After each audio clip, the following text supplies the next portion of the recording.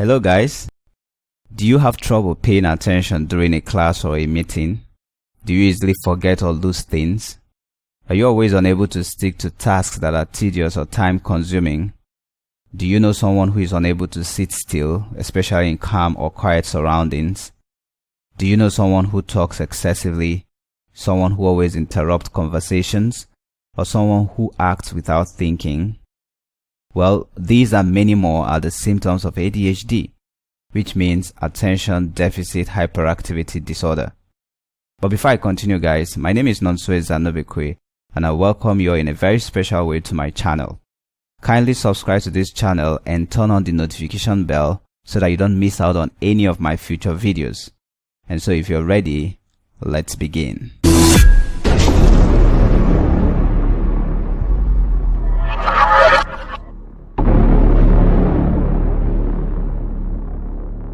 ADHD is a behavioral disorder that includes symptoms such as inattentiveness, hyperactivity, and impulsiveness.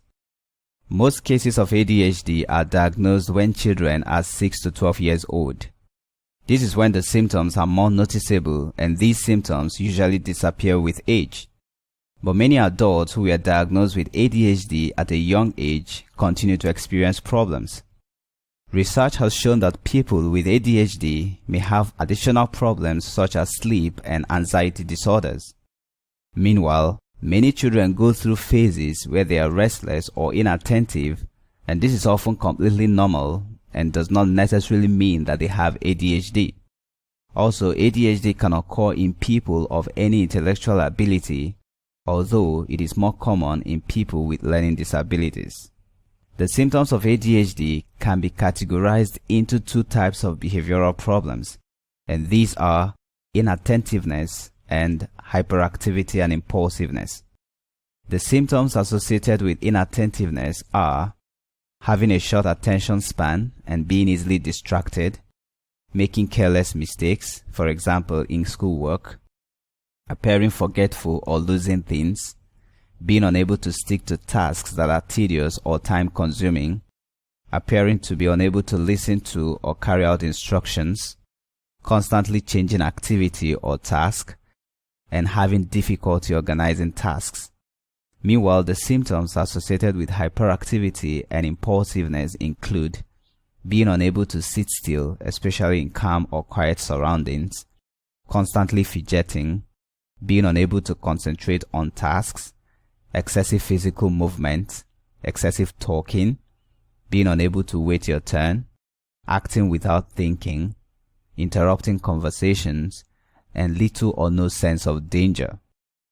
Most people with ADHD have problems that fall into both of these categories, but this is not always the case. For example, some people with ADHD may have problems with inattentiveness, but not with hyperactivity or impulsiveness. The symptoms of ADHD can cause significant problems in a child's life, such as underachievement at school, poor social interaction with other children and adults, and problems with discipline. And so the big question that begs for an answer is, what is the cause of ADHD? The truth is that the actual cause of ADHD is unknown, but results have shown that it could be related to environmental and genetic factors. Most importantly, it can be connected to the genes that influence the production of certain neurotransmitters in the body. Neurotransmitters, for those of us who do not know, are substances which nerve cells use to communicate with one another and with their target tissues. Dopamine, for example, is a neurotransmitter released when the brain is involved in behaviors such as getting a reward, taking risks, or being impulsive. While norepinephrine is another neurotransmitter released when the brain is involved in attention and arousal.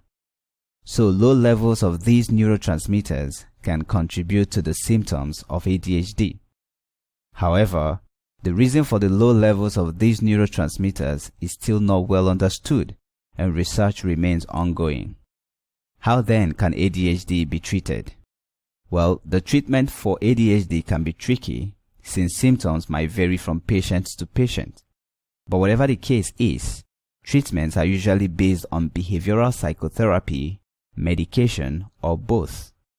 Behavioral psychotherapy is often targeted at children and focuses on teaching the child better time management and organizational skills.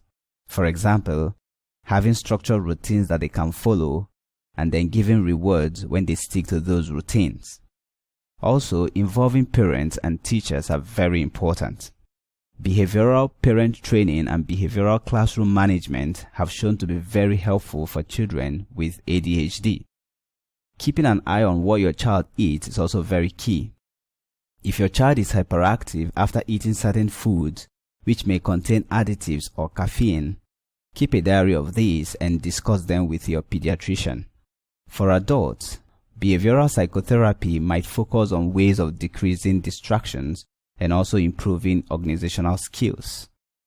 If medications are prescribed, typically the first line options are stimulants.